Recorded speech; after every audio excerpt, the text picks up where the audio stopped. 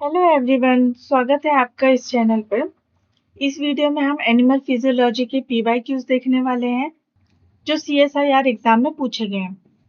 तो first question ये रहा, a nerve impulses is the electrical signal that pass along the dendrite to generate a nerve impulses or an action potential. Transfer of impulse across the nerve fiber is not directly proportional to। इनमें से आपको वो option select करना है जो nerve impulse को transfer करने के लिए प्रमोट नहीं करती है, सपोर्ट नहीं करती है। आपको इनडायरेक्टली प्रोपोर्शनल ढूंढना है। ये एक न्यूरॉन का स्ट्रक्चर है।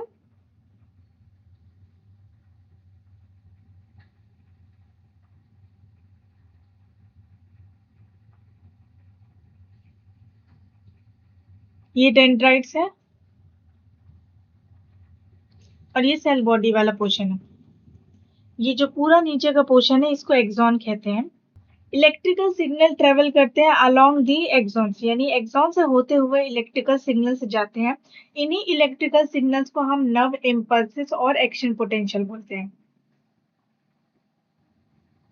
एक्सॉन में एक लेयर होती है, लिपिड की लेयर्स होती हैं। इन लेयर्स को हम बोलते हैं माइलिन शीट। ये जो लिपिड्स की लेयर्स है, इन लेयर्स को माइलिन शीट कहते हैं।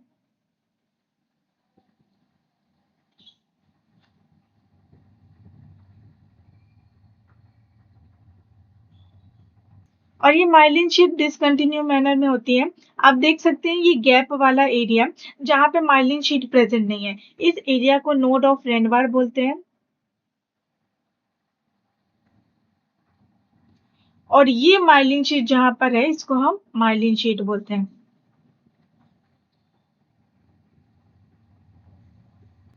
माइलिन शीट की खास बात यह है कि ये इलेक्ट्रिकल सिग्नल्स को ट्रेवल नहीं करने देती है। मतलब अगर कोई इलेक्ट्रिकल सिग्नल यहाँ पर आया तो वो इधर से पास नहीं हो सकता, तो उसे जंप करना पड़ेगा और यहाँ पर आना पड़ेगा, क्योंकि यहाँ पर माइलिन शीट प्रेजेंट नहीं है, जिसकी वजह से वो यहाँ पर जंप करके आ सकता है। नेक्स्ट फिर वो ये एरिया को क्रॉस नहीं कर पाएगा, तो अगेन इसको जंप करके यहाँ पर आना पड़ेगा। एंड देन फिर ऐसे जंप करते हुए पूरा इलेक्ट्रिकल जो सिग्नल है वो इस तरह से ट्रेवल करता है। तो माइलिन शीट क्या करती है, नर्व इम्पल्स की स्पीड को इंक्रीज कर देती है। देखिए जैसे कि कोई सपोज मान लीजिए ऐसा एक्सॉन है और उसमें माइलिन शीट प्रेजेंट नहीं है, तो नर्व इम्पल्स ऐसे आएगी और ये इस तरह से ट्रेवल करेगी। तो कोई भी चीज जो कंटिन्यू मैनर में चल रही हो और कोई भी चीज जो जंप कर रही हो, उसमें जो स्पीड होती है वो डिफरेंट होती है। जैसे कि अगर आप वॉक कर रहे हैं तो आपकी स्पीड कम है, लेकिन अगर आप जंप करके कहीं पहुंचते हैं तो वहां पर स्पीड क्या है, बढ़ जाती है। तो यहाँ पर भी यही कंसेप्ट है। माइलिन शीट इलेक्ट्रिकल सिग्नल को पास नहीं होने देती है, तो ये एक इंसुलेशन का काम करती है। जैसे कि वायर्स में इंसुलेशन होता है, जैसे कि इलेक्ट्रिकल वायर, उसके अराउंड जो इंसुलेशन होता है जहां से करंट पास नहीं हो पाता, तो इसीलिए इसको इंसुलेशन ऑफ माइलिन शीट बोलते हैं। तो ये क्या करती है, नर्व इम्पल्स की स्पीड को बढ़ा दे, यानी कि ये डायरेक्टली प्रोपोर्शनल है नर्व इम्पल्स की स्पीड बढ़ाने के लिए। अगर माइलिन शीट प्रेजेंट होगी तो नर्व इम्पल्स की स्पीड बढ़ेगी, तो ये डायरेक्टली प्रोपोर्शनल है। तो फर्स्ट वाला ऑप्शन तो नहीं हो सकता है, क्योंकि ये नॉट डायरेक्टली प्रोपोर्शनल पूछ रहा है और माइलिन शीट तो डायरेक्टली प्रोपोर्शनल है। सेकेंड आता है डायमीटर। तो देखिए यहाँ पर एक्सॉन की डायमीटर की बात की जा रही है। तो ये एक एक्सॉन है, इसका इतना डायमीटर है, और दूसरा एक्सॉन है जिसका इतना डायमीटर है। तो जनरली जब एक्सॉन का डायमीटर ज्यादा होता है तो नर्व इम्पल्स फास्ट कंडक्ट होती है, तो ये भी डायरेक्टली प्रोपोर्शनल हो जाता है। इसलिए ये वाला ऑप्शन भी करेक्ट नहीं है, क्योंकि जैसे ही डायमीटर बढ़ता है तो वो रेजिस्टेंस को भी कम कर देता है। नेक्स्ट देखिए टेम्परेचर। तो जनरली क्या होता है, हाइयर टेम्परेचर पे नर्व इम्पल्स ज्यादा फास्ट कंडक्ट होती हैं, तो इसीलिए ये वाला आंसर भी सही नहीं है। लास्ट बचता है लेंथ ऑफ न्यूरॉन। तो यहाँ पर लेंथ ऑफ न्यूरॉन का मतलब है लेंथ ऑफ एक्सॉन। तो एक्सॉन की लेंथ जितनी ज्यादा होती है, इन जनरल उसकी स्पीड उतनी कम हो जाती है। जैसे देखिए ना, जितनी ज्यादा लेंथ होगी उतना ज्यादा नर्व इम्पल्स को ट्रेवल करना पड़ेगा, तो ये हो जाता है इनवर्सली प्रोपोर्शनल। तो ये तीनों सारे के सारे डायरेक्टली प्रोपोर्शनल है। एक यही वाला ऑप्शन है जो इनवर्सली प्रोपोर्शनल है, और इनवर्सली प्रोपोर्शनल का मतलब है कि नॉट डायरेक्टली प्रोपोर्शनल। तो इसलिए इस क्वेश्चन का राइट आंसर हो जाता है length of neuron. Next question है, question number second, which one of the following function is correct for the microglial cells in the brain. तो देखिए नर्वस सिस्टम होता है, नर्वस सिस्टम में दो तरह की सेल्स होती हैं। एक होता है न्यूरॉन्स, जिसको नर्व सेल्स भी बोलते हैं, एंड दूसरा होता है न्यूरोग्लिया, जिसको ग्लियल सेल्स भी बोलते हैं। न्यूरॉन्स का बेसिक फंक्शन होता है कम्युनिकेशन, बट न्यूरोग्लिया का फंक्शन होता है न्यूरॉन्स को सर्व करना, उनको सपोर्ट करना, उनको प्रोटेक्ट करना। और न्यूरोग्लिया के डिफरेंट टाइप्स होते हैं, जैसे कि एक टाइप हो गया माइक्रोग्लिया, दूसरा टाइप हो गया ओलिगोडेंड्रोसाइट, तीसरा टाइप हो गया श्वान सेल, चौथा टाइप हो गया एस्ट्रोसाइट्स, एंड पांचवा और आखिरी टाइप होता है सैटेलाइट सेल। तो यहाँ पर इस क्वेश्चन में माइक्रोग्लियल सेल्स के बारे में बात की गई है। तो microglial cells as a phagocytosis काम करते हैं। नर्वस सिस्टम में अगर कोई न्यूरॉन्स डैमेज हो गया है या किसी तरह की कोई सेल डेब्रीज है और जो कोई डिस्ट्रॉय या अनफंक्शनल न्यूरॉन्स होती हैं उनको हटा दिया जाता है फेगोसाइटोसिस की प्रोसेस के थ्रू, जो यहाँ पर माइक्रोग्लिया परफॉर्म करती है। तो अब ऑप्शन है कि माइक्रोग्लियल का फंक्शन क्या है। तो ब्रेन में माइक्रोग्लिया किस तरह से काम करती है, तो देखिए ये माइलिन फॉर्मेशन नहीं करती है, इनका रोल ब्लड ब्रेन बैरियर में भी नहीं होता है। दे स्कैवेंजिंग इंजर्ड सेल डेब्रिस, तो ये जितनी भी सेल डेब्रिस होती है, कोई इंजर्ड टिश्यू होता है, उसको रिमूव करने का काम माइक्रोग्लियल सेल्स का होता है। तो ये करेक्ट आंसर है। एंड फोर्थ, एनवलपिंग साइनेप्सिस, तो नो, ये फंक्शन माइक्रोग्लियल सेल्स परफॉर्म नहीं करती है। तो इसलिए करेक्ट आंसर हो जाता है ऑप्शन नंबर 3। नेक्स्ट क्वेश्चन है, ये क्वेश्चन एनिमल फिजियोलॉजी में रिप्रोडक्टिव सिस्टम्स है और जनरली मेल रिप्रोडक्टिव सिस्टम्स है। तो देखिए ब्रेन में हाइपोथैलेमस होता है,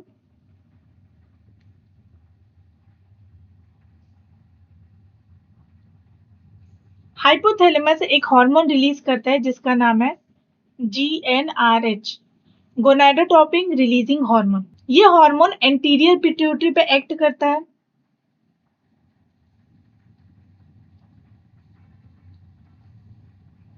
और इसके रिस्पॉन्स में एंटीरियर पिट्यूटरी दो हार्मोन रिलीज करती है, एक होता है FSH एंड दूसरा होता है LH, follicle stimulating hormone, luteinizing hormone. FSH जो है वो जाकर सर्टोली सेल्स पे एक्ट करता है और LH जाकर लेडिंग सेल्स पे एक्ट करता है।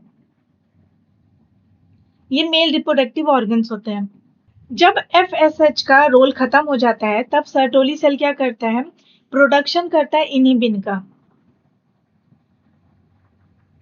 और ये इनिबिन क्या करती है, नेगेटिव फीडबैक देती है एंटीरियर पिट्यूटरी को कि अब FSH को रिलीज मत करो, अब और फॉलिकल स्टिमुलेटिंग हार्मोन्स की जरूरत नहीं है, तो इसलिए इसका रिलीज बंद कर दो। सेम वे जब LH का रोल खत्म हो जाता है तब लेडिंग सेल्स टेस्टोस्टेरोन को प्रोड्यूस करती हैं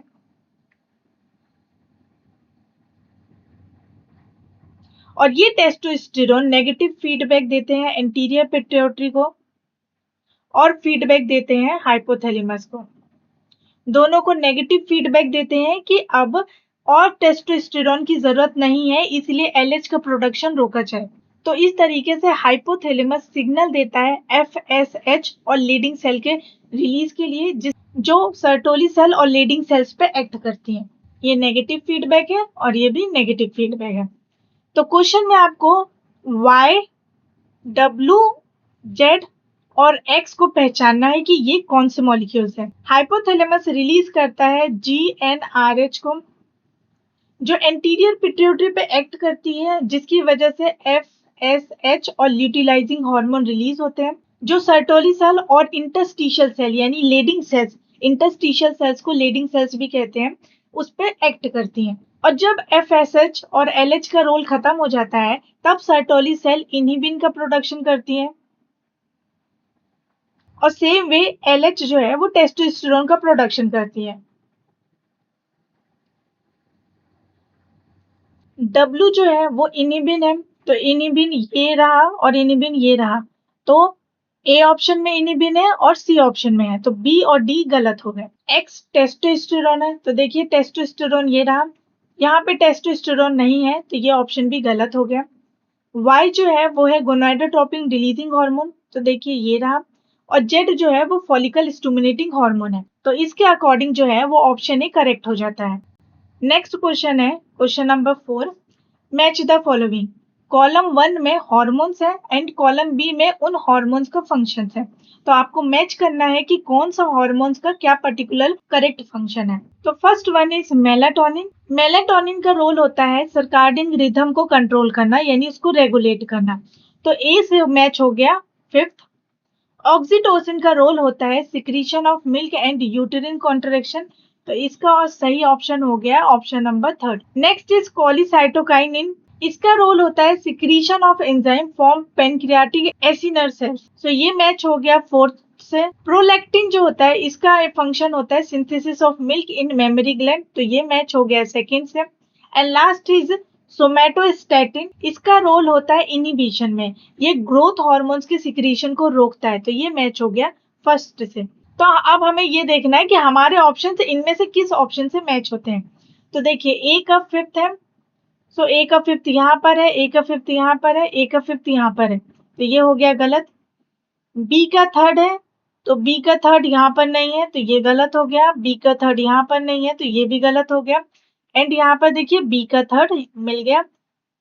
सी का 4th है, सी का 4, डी का 2nd है, तो यहाँ पर भी डी का 2nd है। एंड यहाँ पर ई का 1 है, तो यहाँ पर भी ई का 1 है। तो इस तरीके से हमारा डी ऑप्शन हो जाता है करेक्ट।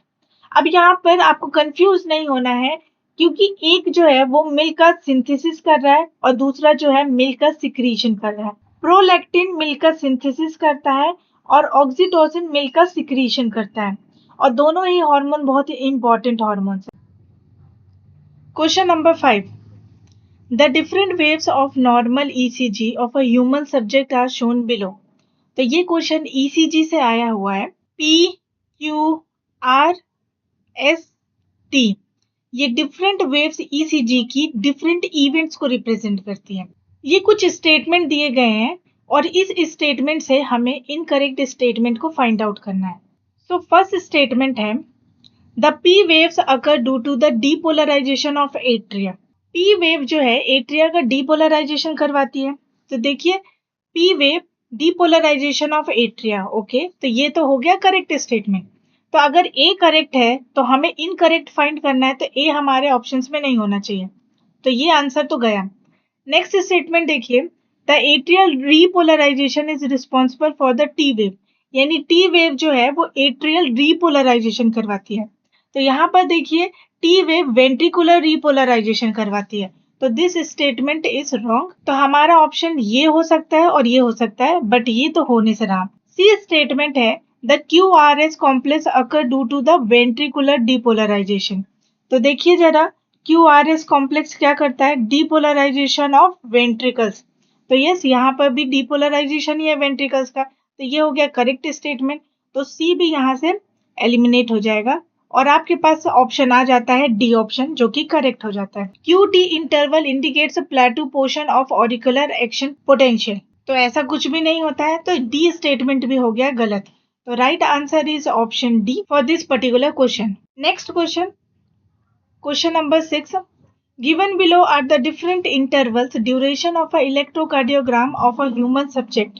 सो कॉलम ए में ईसीजी के इवेंट्स दिए गए हैं एंड कॉलम बी में उनके प्रोसेस दी गई है। तो हमें करेक्ट मैच देखना है। तो ए पॉइंट है कि पी आर इंटरवल क्या करता है, P R interval work on AV node. तो यहाँ पर सेकेंड पॉइंट है जहां पर एवी कंडक्शन की बात की गई है, तो मे बी इसका मैच ये पॉइंट हो सकता है। देन बी पॉइंट है QRS ड्यूरेशन। तो यहाँ पर QRS कॉम्प्लेक्स क्या काम करता है, डीपोलराइजेशन ऑफ वेंट्रिकल्स। तो यहाँ पर है ये वाला पॉइंट डीपोलराइजेशन ऑफ वेंट्रिकल्स का बता रहा है। तो बी पॉइंट हो गया मैच 3rd से। देन सी पॉइंट है QT इंटरवल, तो ये रिप्रेजेंट कर रहा है वेंट्रिकुलर एक्शन पोटेंशियल को। डी पॉइंट है ST interval, it represents प्लेटू portion of the ventricular action potential.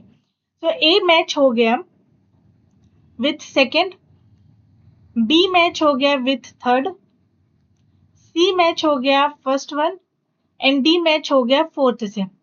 तो ये वाले ऑप्शंस हमें मिल रहे हैं सेकेंड ऑप्शन में। तो ये हो गया correct answer for this particular question. Next and 7th question is vasopressin secretion does not increase with. Vasopressin एक हार्मोन है। वैसोप्रेसिन को एंटीड्यूरेटिक हार्मोन भी कहते हैं।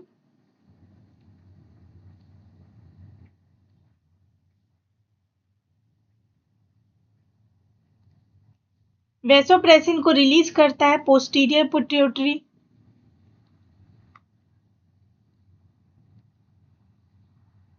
और ये वैसोप्रेसिन जाकर एक्ट करता है किडनी में।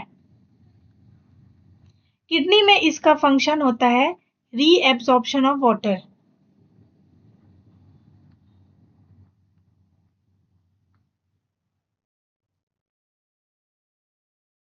तो इफ वैसोप्रेसिन इंक्रीज होता है तो रीअब्जॉर्प्शन ऑफ वाटर भी इंक्रीज होगा।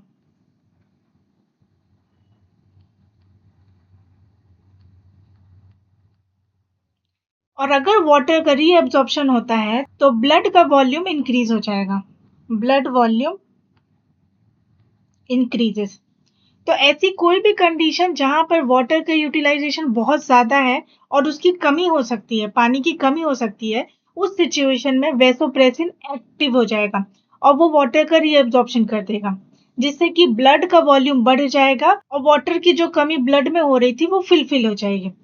सो यहाँ पर देखिए पूछा गया है कि नॉट करेक्ट स्टेटमेंट, इनमें से कौन सी चीज वैसोप्रेसिन के लिए सही नहीं है। तो फर्स्ट वन इज एक्सरसाइज। तो देखिए जब हम एक्सरसाइज करते हैं तो बहुत ज्यादा वाटर का लॉस होता है, यानी वाटर यूटिलाइज होता है।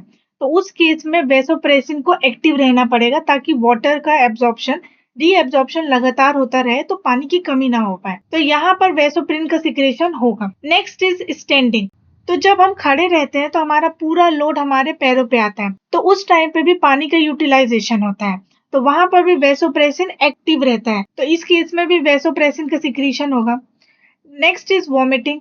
तो वॉमिटिंग होते टाइम वाटर का बहुत लॉस होता है, तो वाटर की कमी ना हो पाए बॉडी में तो वहां पर भी वैसोप्रेसिन एक्टिव हो जाता है। तो ये तीनों ही सिनेरियो में वाटर रीअब्जॉर्प्शन होता है जिसकी वैसोप्रेसिन की मदद से, क्योंकि वैसोप्रेसिन का सिक्रीशन लगातार हो रहा होता है। बी पॉइंट में कहा गया है कि an increase in the extra cellular fluid volume, यानी कि जो फ्लूइड का वॉल्यूम है एक्स्ट्रा सेलुलरी जो प्रेजेंट है वो ऑलरेडी इंक्रीज है।